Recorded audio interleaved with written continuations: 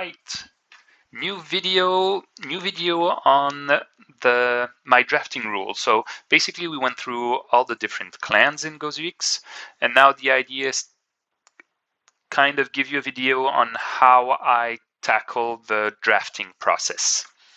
So this is a video I did in French, and now I'm doing it also in English. Might be some slight tweaks, but basically it's going to be the same video for you to see how I work out the draft. So, and what are my priorities? So first thing I take into consideration is basically the clans themselves and how powerful I think they are. And for that, I did a small tier list. And to start things off, let's take a look at the tier S. In tier S, I put in two clans, which are Abilasha and Xian. Why these two clans? Well, because they're very strong. So both of them, I consider them tier S. Abilasha mainly because of the secret shifts, which I think is probably the strongest mechanic in the game. And Xian for its ability to combine with any other clan, and basically it will help any composition with taking the two other clans and helping them do more. Or if you're missing something in your composition, you might be able to get it on the other side. So Xian has that versatility, which is very interesting. And also, these two clans are very strong. These two clans are very strong in, and get even stronger in, I would say, stronger players' hands. And because these two clans, if they're so strong, it's also because they give you so many options. With Abilasha, you're not just looking at your hand in terms of what can you play, but you're taking a look at also at your whole discard. And so you get so many lines of plays possible, and finding the correct play and the most optimal play is probably harder, but also probably a lot stronger. And that's what Abilasha does, and that's why it's such a good clan. And we can have the same idea for Xian, where when you have a Valine, when you have a Xian, basically you're not just looking at the cards in your hand, you're also looking at the whole board to see what are your lines of play, what can you do, and it's all those options that these two clans give you that really help you and kind of put them on top, at least for me, compared to the other. So this is my tier list. It doesn't mean it has to be absolute. Some people will have see clans at different positions, and that's totally okay. The idea is for you to have kind of your tier list on which are the best clans, and usually that's what the first thing I take into consideration when I draft. Tier A, I have Galmi, Narashima, and Tomorrow, just because they're never bad clans is why I put them in tier A. They'll always be good. They have strong level 1s, strong level 2s, strong level 3s. They're pretty consistent. They enable a lot of things, so they're really tier A because they're never a wrong choice. Tier B is for me clans that are a little more situational, and when I say situational, is that with tier B you kind of need to be a bit wary of the rest of your composition for them to work well.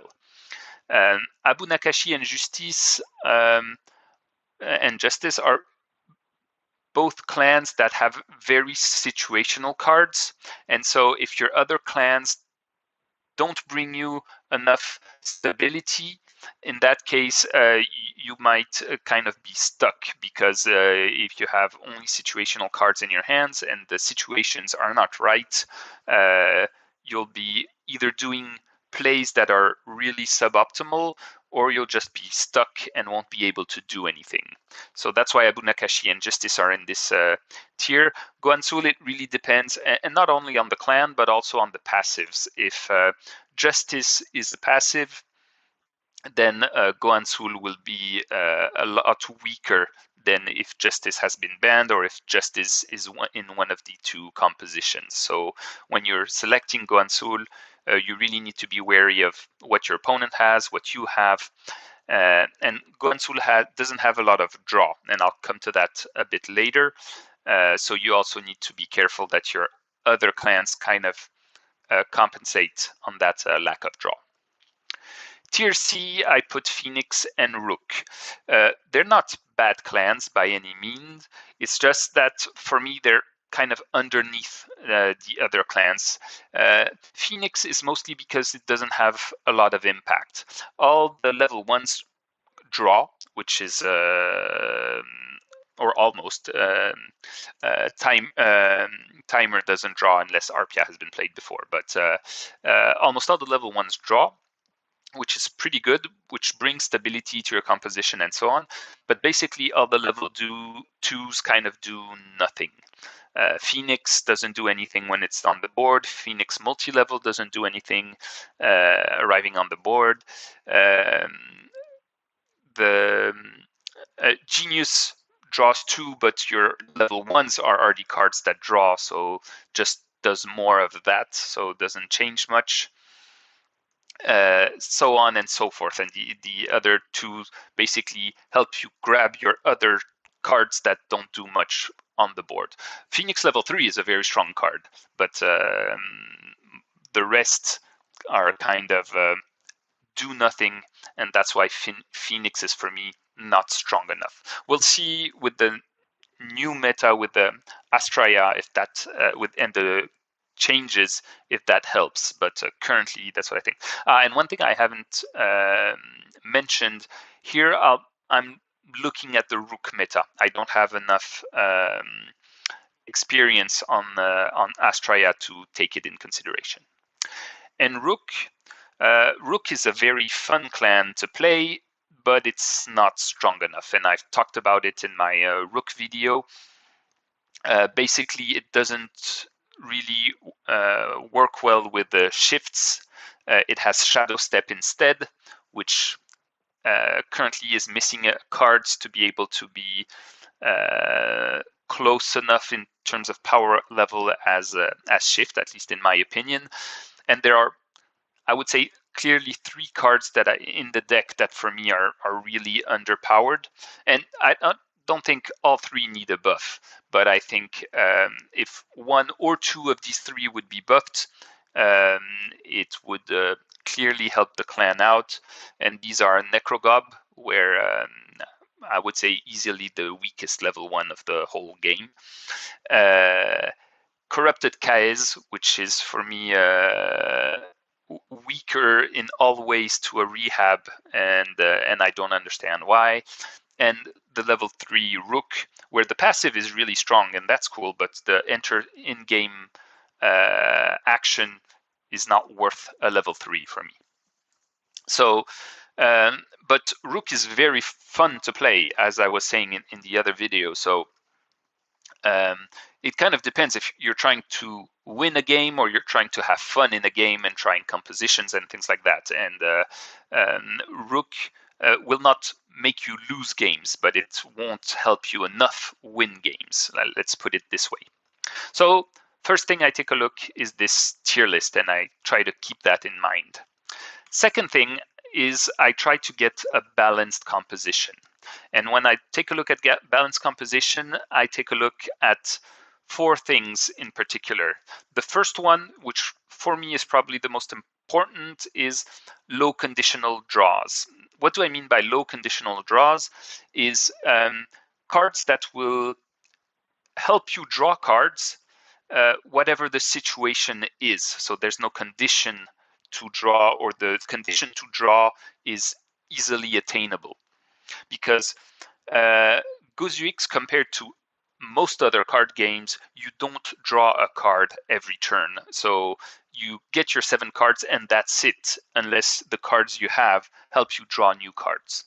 And that's really important to take in consideration. And I like to have 1 that's sure, and sometimes probably 2 low conditional draw clans in my composition, if possible. And here, there's no perfect composition. So the idea was going to be to try to tick the most out of these points. You'll never get all of them. There's no perfect composition that does not exist. So the low conditional draws, basically Galmi and Xian and Phoenix are very good example. Galmi has multiple level 1s that help you draw. It has Knobo, it has Bunto that help you draw. In level 2, it also has Shard. Even a Rehab can draw at level 2 if you really need it. Xian has 3 wishes, has 1,000 faces, and then all the copy cards. And Dalister at level 2, and then all the copy cards can help you draw if you need it. So that's a lot of draw in those 2 clans. Phoenix, like mentioned before, all the level 1s except for Timer draw, and even Timer, once RPI is in play, also draws. So lots of low conditional draw. I also put in Abu Nakashi because Yume is just that strong, and Yume is easy to put in place and to help you draw. It even has Recruiter. And if you don't have Yume in play, your Corrupted Nitish, if they're played early enough and your opponent hasn't used any tokens yet, are also a strong way to go grab your Yumeis and have that draw. So Abu Nakashi, maybe a little less than all the 3 others, but getting close with Yume and Nitish being able to quickly get Yume if you don't have Yume. So that's why it's there. Second point that's also very important is aggression. And aggression, there's multiple types of aggression. There's capture and destruction. Hello, Goansul. There's also sacrifice, like bombing units, like Niranjan, like Kuro Akuma if your opponent has a Wondrous token. And it's also very important, there's also discard. And here Narashima is a strong contender, but you can also have Iknalab in Nabila Shah. You can also have Justice with Turak. So multiple cards that can help you discard your opponent. And the idea with aggression is to try to weaken the resources of your opponent and force them to either have lower options or force them to pass around altogether is what I consider aggression. So even Arrows of Justice from the Justice clan can also be seen as aggression if used correctly. Third point, which in the current meta is not as important, is release. But if Rook is not passive, release becomes a very important factor. And sometimes it can even be a good idea to select Rook as your last clan because your opponent didn't take release into consideration, thinking that Rook will be the passive. And sometimes there might be a few mind games to play with that. And taking Rook and having Abilasha or having things like that to so that your captures become strong because your opponent doesn't have the release to help out. And then the last point, which is for me very strong and a very strong consideration, is having aligned win conditions. So that means that your clans should try to win in the same way. Typically, Rook and Goansul are not really aligned in terms of what they're trying to do. Goansul is trying to win on the board, having more board than your opponent, forcing your opponent to sacrifice his board, and so on. Rook, on the other hand, plays better from behind with cards like Grubnose, with cards like Riyadh, and so these two kind of don't fit together. And there's clans that are mostly, and mostly is important because all clans can win in different ways, but there are clans that are mostly targeted to winning on the board. There are clans that are mostly targeted to winning with tokens, and that's what you have to take into account. There are clans that work well with corruptions, some that don't do at all, and you have to take this into account. And so you're going to need to try to look at your composition to be kind of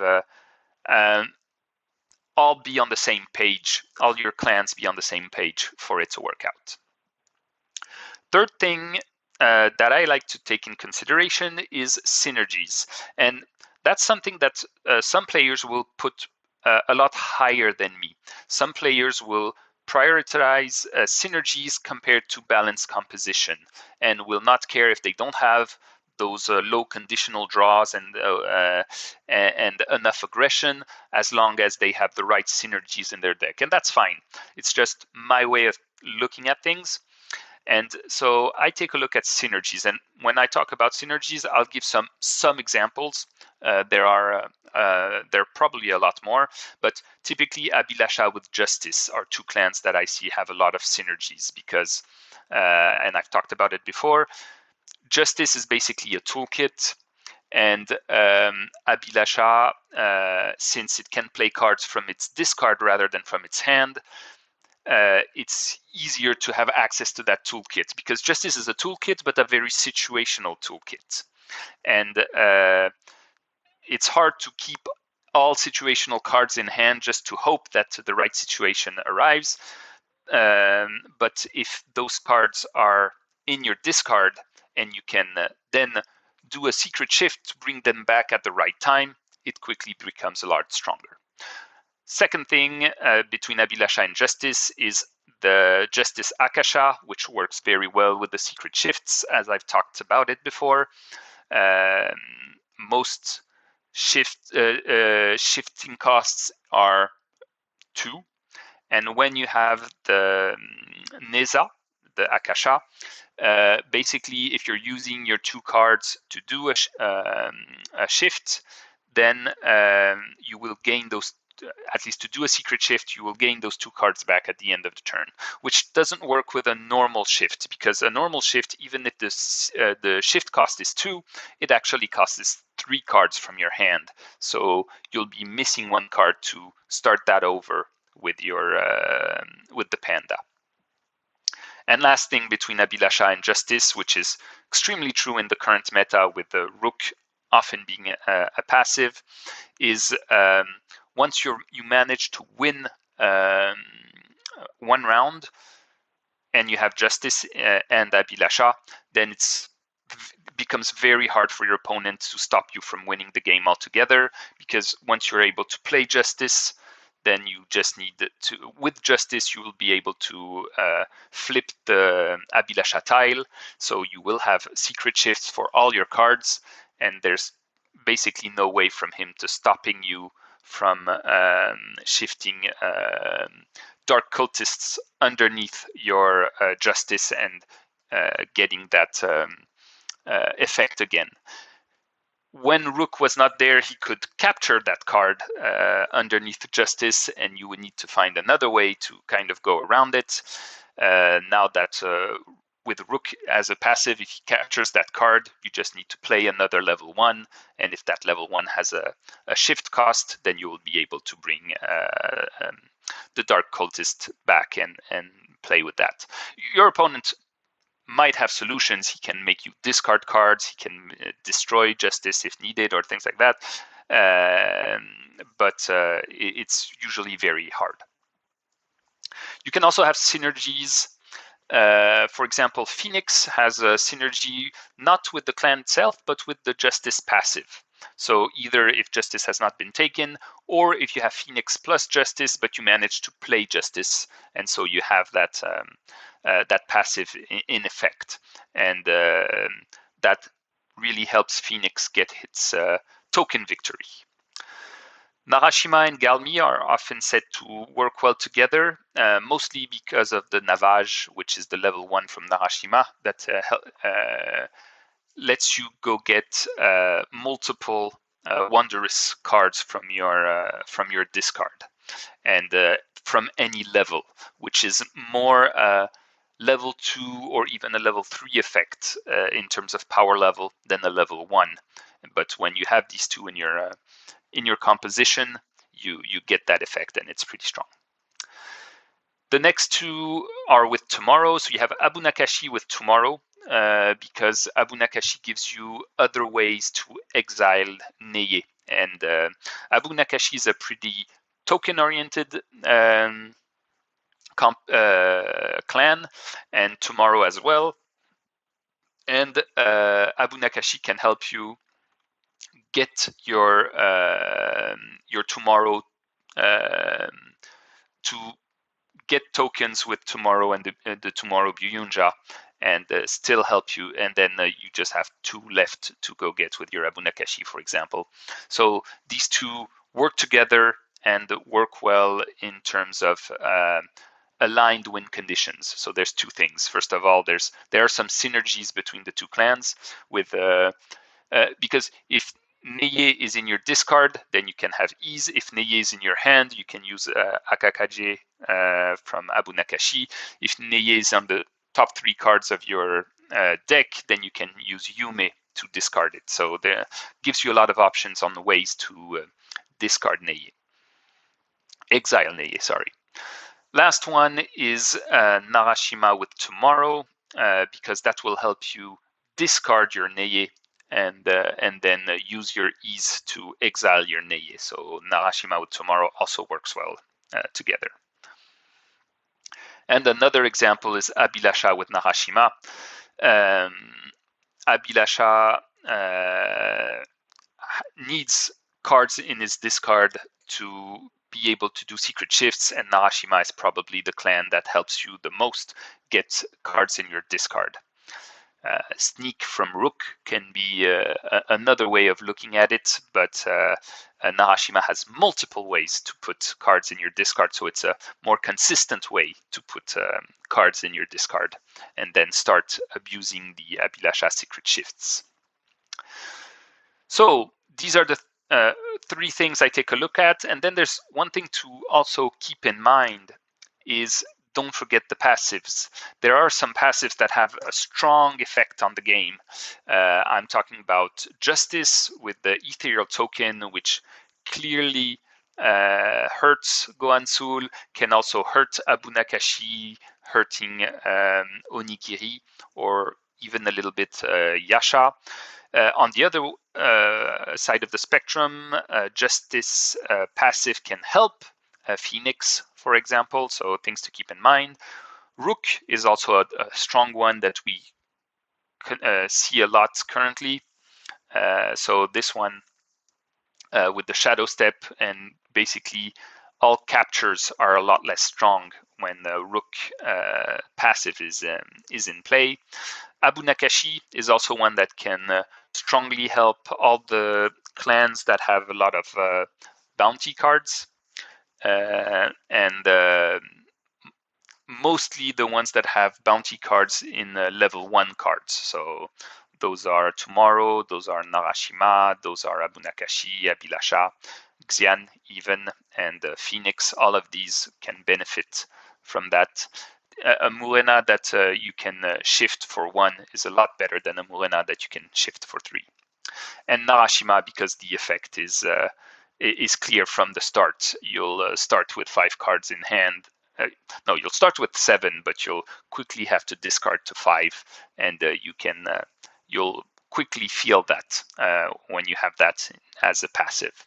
So don't forget these passives, because they can really hurt your composition, or they can really help your composition. So don't forget to take a look at what will be kept as passives, and are there things that can really hurt you, because if there are, you can be sure that your opponent will leave these as a passive. So really take that in consideration. So I would say that's my order, really taking a look at the clan's strength, then making sure I have a balanced composition, and if possible, making sure having a few synergies on top helps. And then kind of keep in mind the passives that go along. So that's my order. Other players don't use the same order. Some will just take a look at synergies. Some will not even have the same tier list as I have in terms of clans. So there's a lot of way to look at it. I'm just giving my way, and see if that helps you out, and or even see if that helps you out figure your way that works even best for you. Now I'm going to take a look at a few compositions that I think really work well together and try to explain why. The first one is Xian, Galmi plus Goansul. So that's for me is a very strong composition. First of all, it has a clan that is S tier, so that's really good. It has some low conditional draws, and it even has two clans that are on low conditional draws with Galmi and Xian. So that really gives it a good stability and make sure you'll easily be able to not get locked, and you'll kind of always have a way to draw, find new solutions, and things like that. I would say the strongest thing about this composition, it's aligned win conditions with a really strong military victory condition. So Galmi basically gives with Ungo kind of sends cards back up to your and basically weakens the opponent's board. Goansul strongly weakens the opponent's board with captures and with destruction. Xian can copy these two. So you'll be looking at a military victory. Doesn't mean you'll always go for a military victory. I've won with tokens with this composition, for example. But I would say your first goal is probably taking a look at military victory and then see how it goes from there. And that's a lot to do to the aggression. So that's the third point that I highlighted here. You have Goansul that gives a lot of aggression. You have Xian that kind of copies that aggression and gives even more aggression. And even Galmi with Ungo and Galmi itself can be the kind of lock your opponent by sending back up a card that and closing a color for your opponent, or sending back a level 2 card when you know that he only has a level 3 in hand, and making sure that he can't play it and forcing him to pass for that round, and then helping you win with military, for example. So very strong composition, very aggressive composition, and even stronger if justice passive is out of the way. So either if your opponent has selected justice, or if justice has been banned. Next composition is, I would say, on the other side of the spectrum. So first of all, it doesn't have any S tier clan, but maybe Abilasha and Xian have been banned, and in that case your opponent doesn't have any S tier clan either, and in that case that composition becomes pretty interesting. It has also low conditional draws with here with a bit of Abu Nakashi. Actually, it doesn't have Galmi, it doesn't have Xian, it doesn't have Phoenix, but the sum of these, basically all three clans have draw. And basically the sum of these three clans give you enough draw. So maybe the low conditional draws shouldn't have been highlighted, but with these three clans you have enough draw, because Abu Nakashi gives you draw, Marashima only has Nikilesh that helps you draw. Nakshatra can also be taken in consideration for draw, but it's mostly Nikilesh. And you have those corrupted Nitish to go fetch your Nikilesh if needed. Tomorrow has draw as a level 2, but has also those level 1s with like the bees, which will help you reshift your hand to go get the cards that you need for those draws. So doesn't have low conditional draws, but it has enough draw to work pretty consistently, I would say. It has release, even if in current meta it's not that important, but if needed it does. And it has a strong aligned win condition with Abu Nakashi, which is token-oriented, Tomorrow, which is token-oriented, and Narashima, which isn't necessarily token-oriented, but the getting one token from Narashima isn't too hard, and so that will help you move towards that token victory. And compared to the composition that we had just before, it has some nice synergies with, and I've talked about them, with Abu Nakashi that can help Tomorrow exile Neye, with Narashima that can help find those Neye or even those Byuyunja by discarding them and then getting them back with the Grave Robber. With Tomorrow and Abu Nakashi also work well with the Abu Nakashi Byuyunja, because if you manage to play the Abu Nakashi Byuyunja and you have 3 tokens, 3 corruption tokens, you sacrifice it, you gain a token, then you play Grave Robber, you go get that Byuyunja, you play it again, you get another token, you play that token on your Grave Robber, you go get it again, you play it, and you've won the game. So a very strong composition, really oriented towards token victory. Last composition I want to take a look at is Abhilasha, Narashima, and Justice. This one doesn't have any low conditional draws. Narashima brings a bit of draw. Justice brings a bit of draw, but very situational. And Abhilasha, with the secret shifts, is a way to get the draws from the other 2 clans eventually, and it has Eknalab that can eventually help you draw, or even Alpha that can help you get back your tokens and draw, but pretty conditional. It has the aggression, and that's really important because that's kind of how this composition wins. It has a bit of capture with the Abhilasha or with the Petal Fairies, but it mostly has discard, whether with the Iknalab, with the Narashima level 2, with the Nashiketa, and with the Turak. And the idea, this composition wins by forcing your opponent to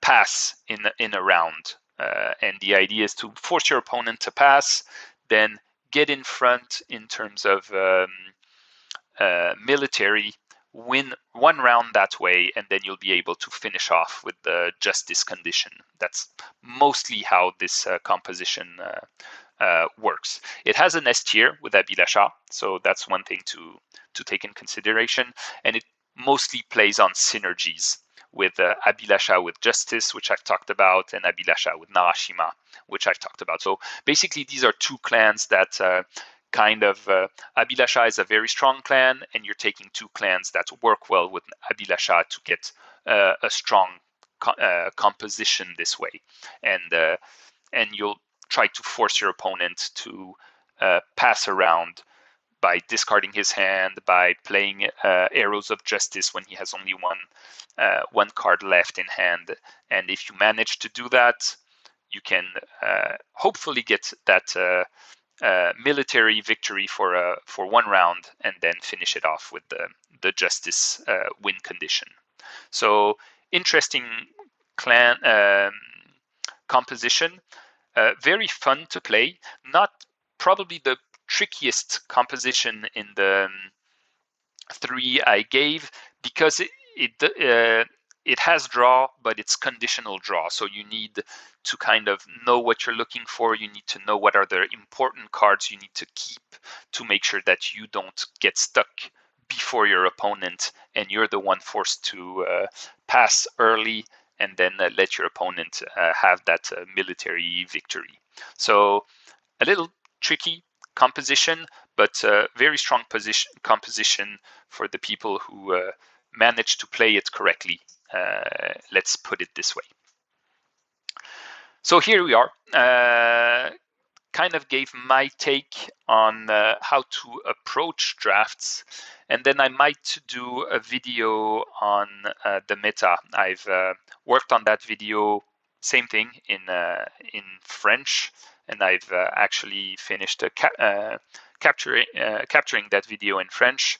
I'll see if I also do it in English, depending on how much this video works. And let's see how it goes. Thanks a lot. See you soon.